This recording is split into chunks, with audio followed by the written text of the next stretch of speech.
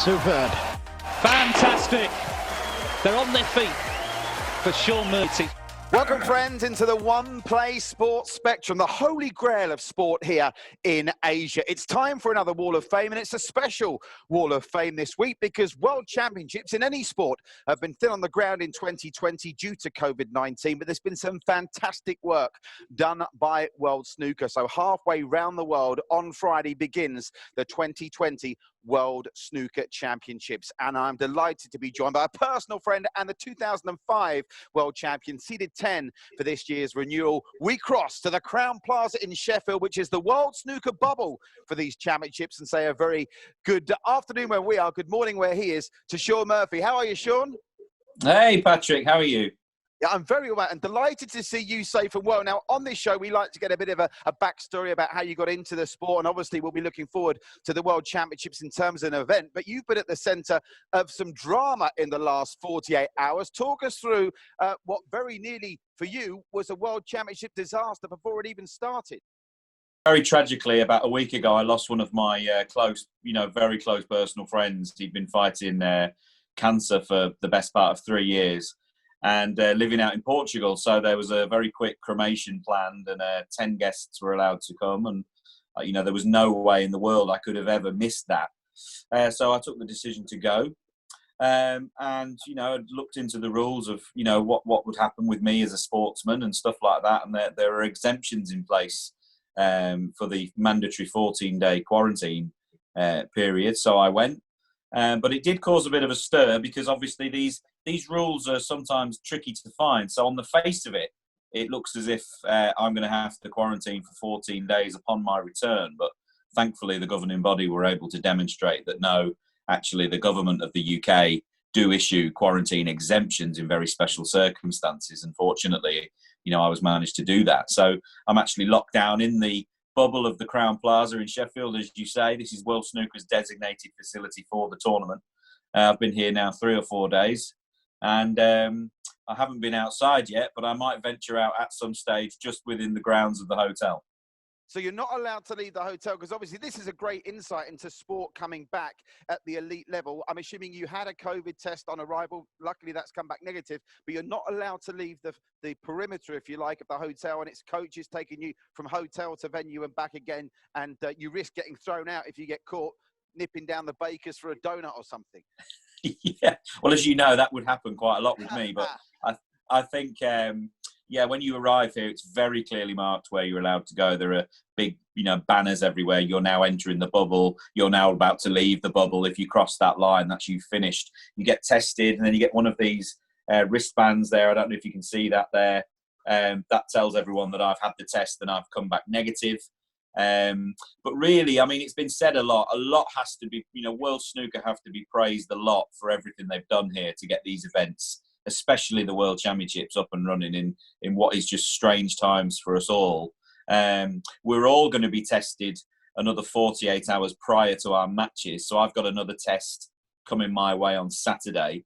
And by the time I go home, I'll probably be the most tested man in the Republic of Ireland. But yeah, thankfully, I've had a couple of tests now in the last few weeks. And they've all been negative.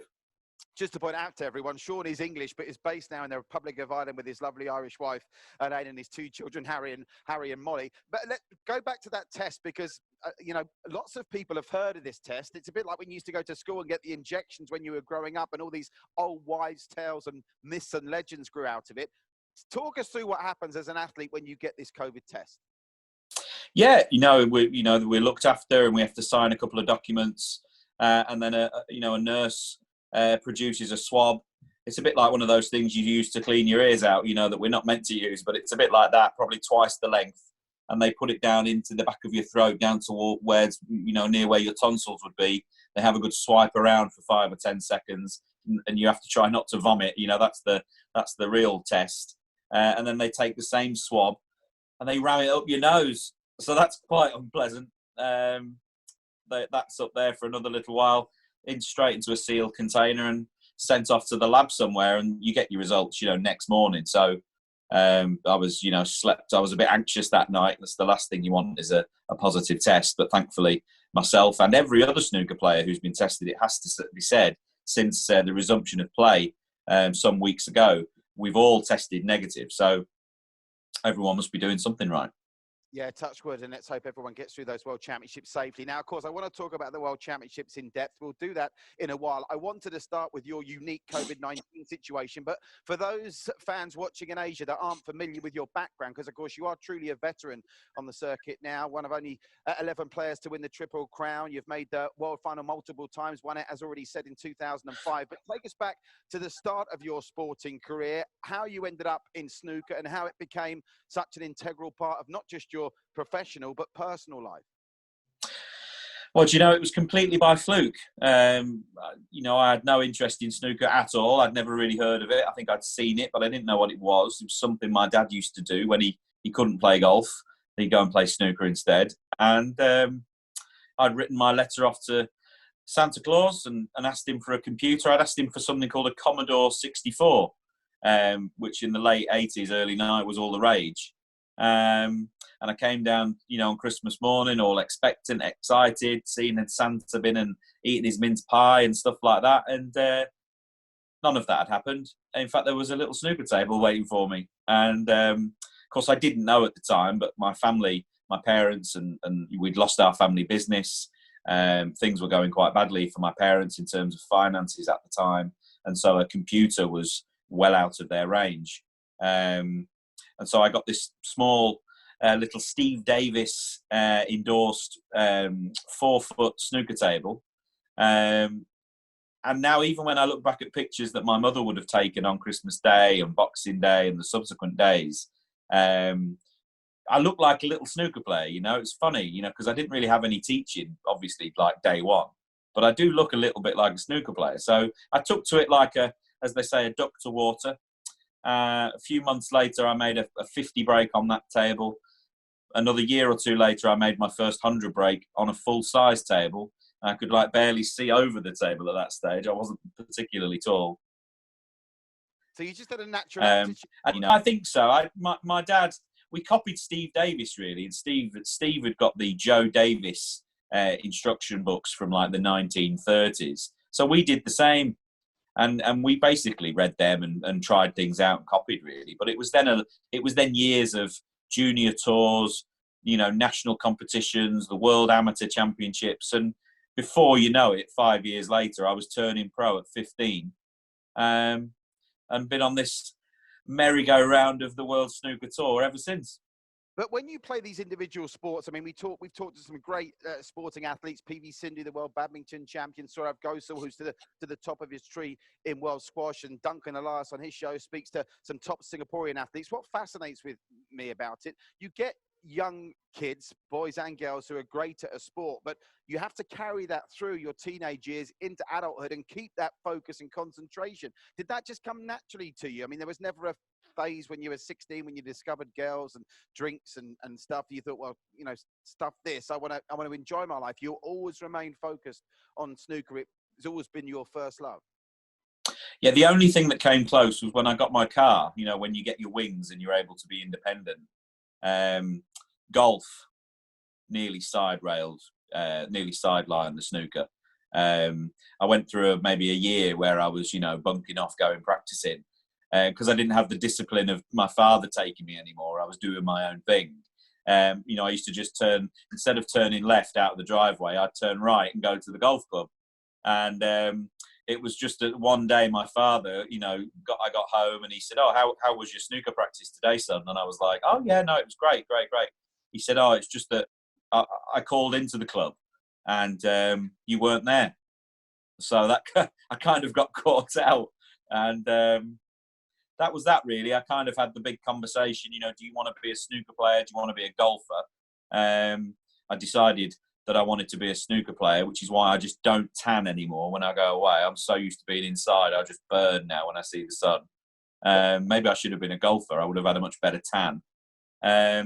But yeah, it was snooker all the way. And that was it. No, I was going to say, Shaun, give us an insight, because obviously we do some great work with our friends at Q Sports Singapore here. And as I'm sure you know, Q Sports is massive in Asia. Maybe not so much snooker at the moment, but the 9-ball and 10-ball. And we've obviously got Peter Gilchrist here, who's an adopted Singaporean who's, I've lost count of how many times he's won the World Billiards Championships. He is a naturalized Singaporean. If there's youngsters watching this that want to consider seriously taking up any Q Sports, what kind of commitment are you talking about? How many hours a day, both now and back then when you started, do you have to practice to get to the very top level? Well, I think it's something that, all people who are successful in life, regardless of whether it's sport or business or, whatever it might be, they all tend to have one thing in common, and it's an obsessive nature about what they're passionate about. I was obsessed with snooker. If I wasn't playing it, I was practicing it. If I wasn't practicing it, I was reading about it or watching a video about it or, trying to get better at it in some way. I was completely obsessed. And I think that's something that rings true, whether you're Steve Davis, Stephen Hendry, Ronnie O'Sullivan, Roger Federer in tennis, Efren Reyes in the pool, the greats, the really great players of any sports, and these high-flying, businessmen. Take Amazon guy, Bezos, these people, the guy from Apple, Steve Jobs. They were obsessed with becoming a success in that line.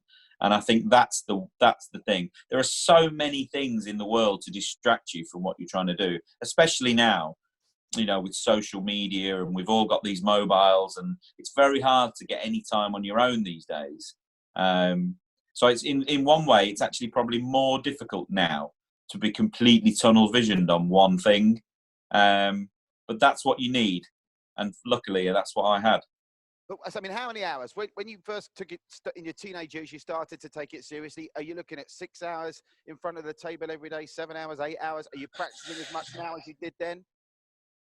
I mean, it was literally as much as you could take. That it was let's get to the club and let's practice. And when we'll go home when we can't hit any more balls. That was literally it. That was certainly my dad's philosophy, and he was the one that taught me and raised me. I left school when I was 13, which is completely unthought of now. I had no qualifications at all. The local school system allowed me to do that as long as I was educated at home for 6 months, which I was. But pretty much from being 13 years of age, I played snooker for 10, 12, sometimes 14 hours a day. And I guess at that rate, if you're putting in that much time, eventually you'll become decent at something, won't you? I don't suppose it matters what it is, but I was completely obsessed with it. My little golf venture aside for 6 months, snooker was the only thing that mattered in my world. And of course, talking about golf, last year you actually tried to qualify for the British Open. You played in the actual qualifiers for the Golf British Open. I mean, that was obviously an incredible experience. I forget, how close did you actually come to qualify for the British Open? You'd have been a dual threat then. Yeah, it wasn't a photo finish, I can assure you. Yeah, do you know what happened? I got to scratch handicap. I got to 0 handicap, and somebody told me that once you get to that level, you can enter the Open qualifying. And I was like, well, that can't be right. So I checked into it, and they were right. So, I thought, well, I've got to, for the sake of £150, I've got to enter it. So I entered it for a laugh, just for a day out, really. I obviously wasn't going to qualify, but I had such a great day out, such a great experience. But my friend who was a caddy for me, Robbie Murphy, he's called, and incidentally, he's probably the best amateur Irish player in terms of snooker currently. We were just imposters for the day. We shouldn't have been there, really, but we had a great day, and it was a great laugh. Well, let's turn our attention now to this World Championship that starts on Friday. I believe you're first on the table on. Did we confirm Monday or Tuesday? Is it your first round match starts? Yeah, my first round is split over Monday and Tuesday. Yeah. in multiple sessions. And I actually believe that for those of you watching around Asia, it's a bit of a pain for a lot of people how to get to watch World Snooker. But I know Matchroom have started up their own OTT service where you can watch the action. So I think that the World Snooker should be accessible for those of us in this part of the world. But we've got 32 players, as it always is. It is the Holy Grail. It's the ultimate, I think, the blue ribbon event across the whole of Q Sports. 16 seeds, of which you are one, seeded 10. And as we speak now, just hours ago overnight, the final of the 16 qualifiers were confirmed. And it's safe to say if the qualifying rounds are mirrored in the main event, we could have an upset, because going into this, it looks like the most wide open championship because of the circumstances as much as anything else with COVID and not knowing where people are at with their practice in years. Yeah, for sure. I think you've seen, you can really see in these matches who's had a bit more time off during COVID and during the lockdown in the UK, certainly anyway. Most of the players tend to be UK based these days. And I think you can see who's had that little bit more time off and maybe who's been trying to sneak into the club for a little bit extra practice here or there. There were some strange results through qualifying, it has to be said, some surprise winners, but I think we all kind of, when the matches were reduced again because of COVID, they were reduced from best of 19s to best of 11s in the first 3 rounds anyway. I think we all thought that might throw up a few surprise results, and then they throw into the mix that there has been no crowd, there's been no live audience, everything's been played behind closed doors. That changes things again. But then into the last round of qualification, as you mentioned, that was yesterday, best of 19s, so a much longer match. That perhaps should have gone more to the form book, but it didn't. And I guess that shows that, you know, these guys coming through are hungry, they're sharp, they're desperate to play at the Crucible. I think we've got 5 guys making their debut this year, 5, maybe 6. And these guys are just desperate to walk out of the Crucible. You know, the Crucible is our Wimbledon, it's our Wembley, it's our Holy Grail. And so to walk out there is an achievement in itself.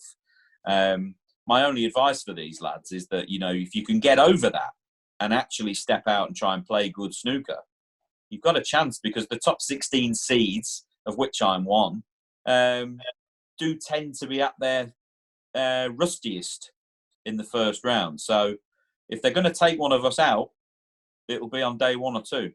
Yeah, I mean, we've seen so many big shocks in the early stages of the Crucible over the years. Ronnie O'Sullivan, last year, you've got everyone raising their eyebrows. And I've got to ask you about him, Shaun, because, you know, you were talking about how important practice is. And I think sometimes Ronnie O'Sullivan kids people about, you know, he could take it or leave it. And maybe he leaves it a bit ambiguous as to how much practice he does. But he's the one true enigma of world snooker at the moment. Do you think he's on the decline now? He reaches, like yourself, the veteran stage of his career, or do you think he's still got the game to prosper, particularly in these unique circumstances with bubbles and limitations and what he can do in terms of passing the time in between matches? Do you think he's still got it in the locker to go through a fortnight at the Crucible and become world champion again? Well, he's definitely got the game, you know, in terms of on the table. Can he produce the snooker to win? Of course he can. But I think I think it's the other things.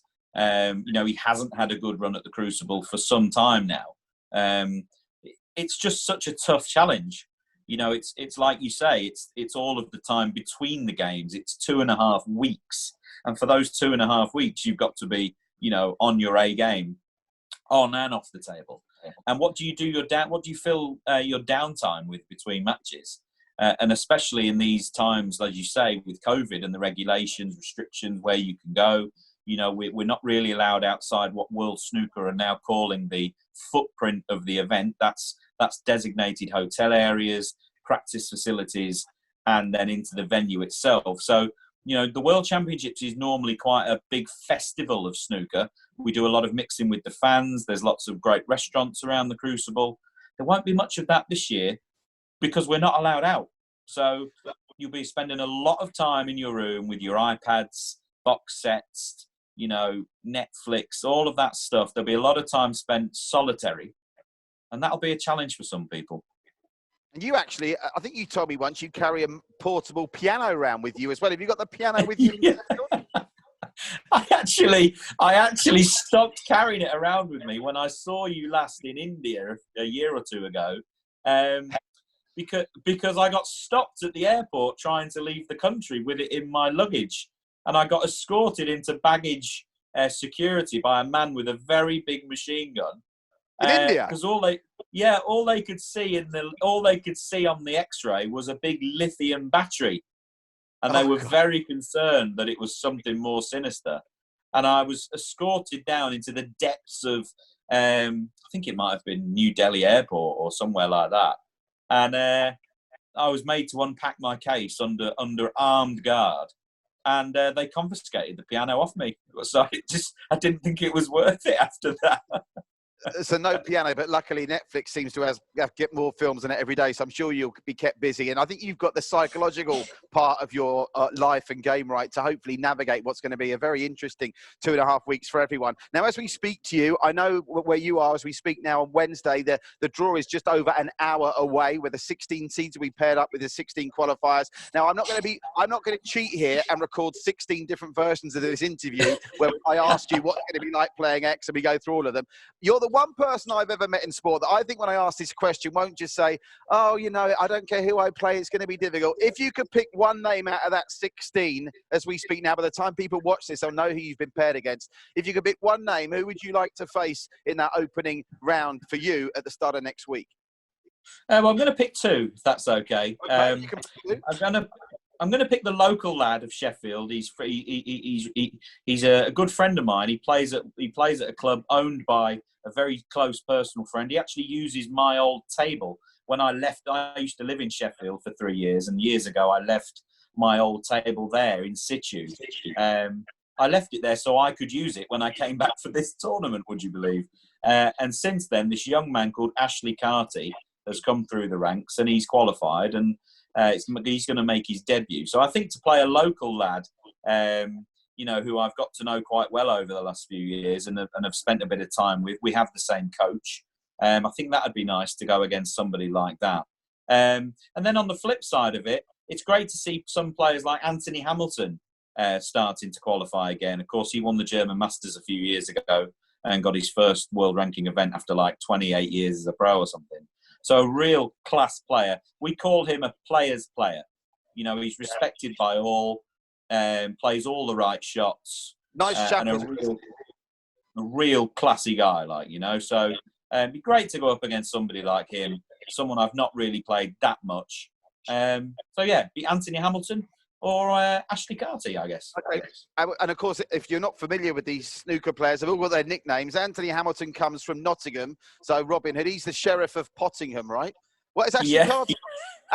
Has Ashley Carty got a nickname? I'm assuming that Ashley Carty likes to party or something like that. Ashley Carty, yeah. No, I don't think he has a nickname yet. Maybe we can put that out there to everyone watching. If you've got any suggestions, guys, send them in what you think these nicknames should be.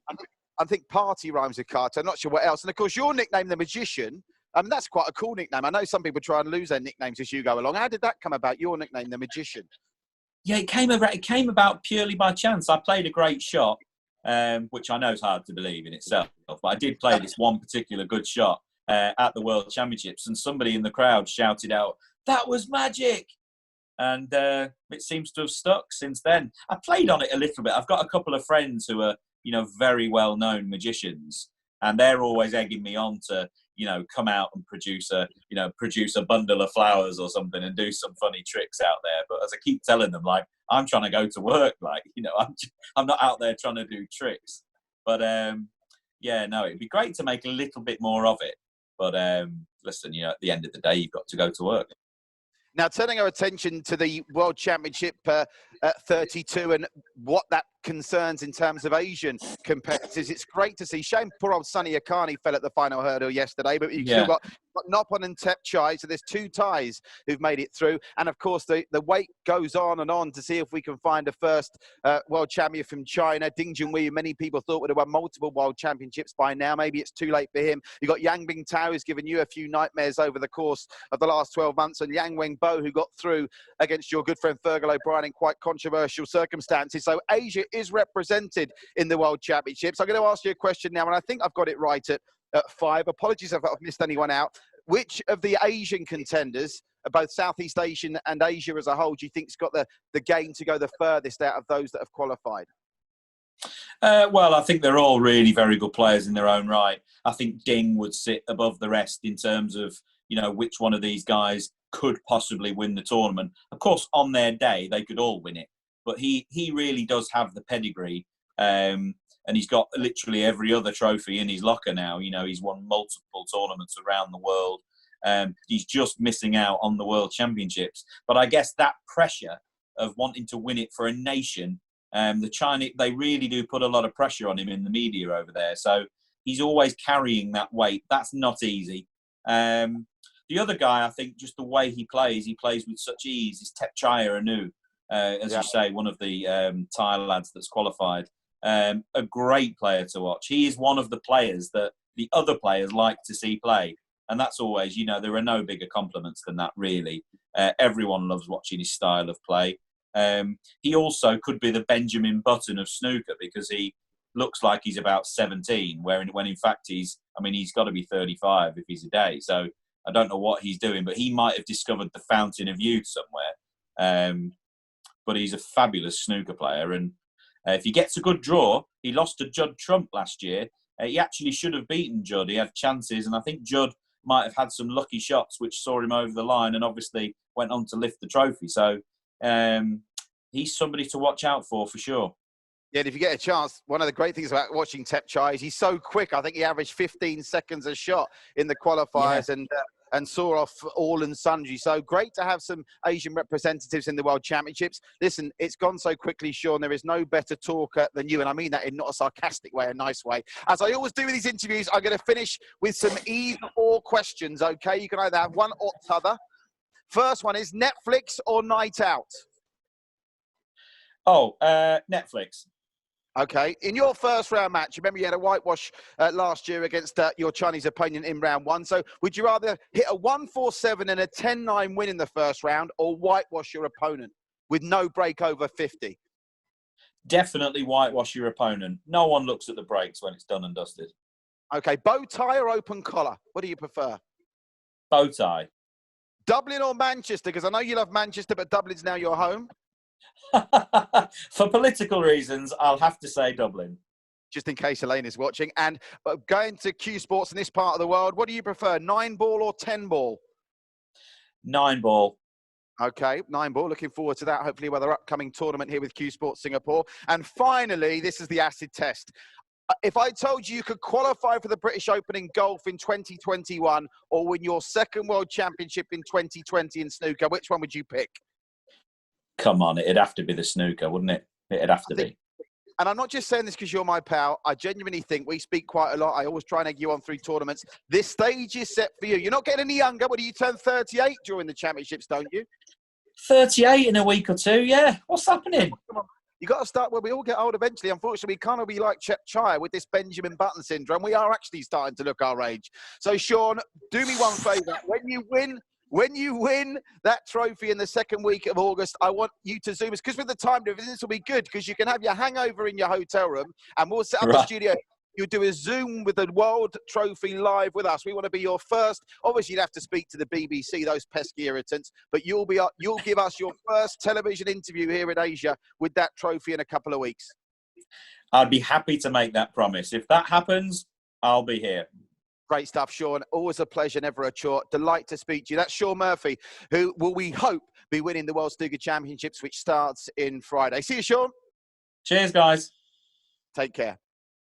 Thanks to Shaun Murphy, then, for joining us on our Wall of Fame. And don't forget to keep an eye out on the World Snooker Championships, which start in the UK on Friday.